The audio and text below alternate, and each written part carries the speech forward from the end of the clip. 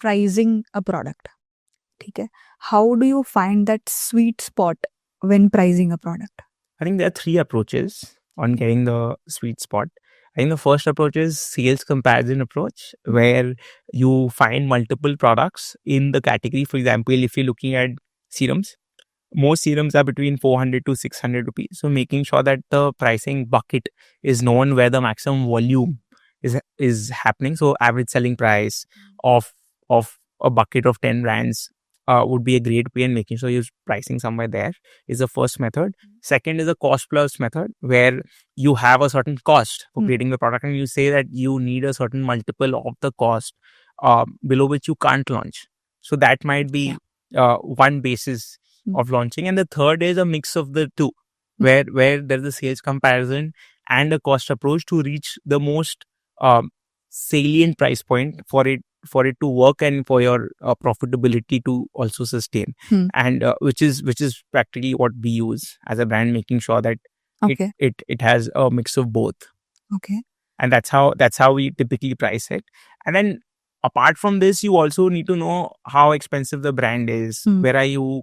How do you position it? So it's a lot about positioning. So some brands want to position it at a 200 rupee price point, for example, a serum, 200, 250. Some brands want to position it at 6,000, like an Estee Lauder, right? So it's very important for you to understand that who is your audience, why do you want to cater to them, and how much can they pay for your goods.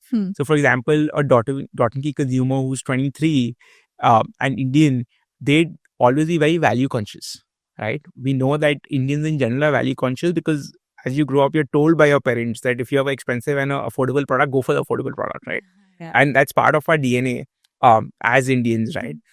So we made sure that, and the 23-year-old girl is probably just started working after college, or they're doing their masters. So their disposable income is fairly limited, right? Versus a 27, 28-year-old who's typically or probably married, has much more disposable income. You've been working for 5-7 years. So your salaries or your income is much higher. So you end up creating a brand and the pricing based on who you're targeting. So for us, the 23-year-old girl, we make sure that it's more affordable and premium yet affordable.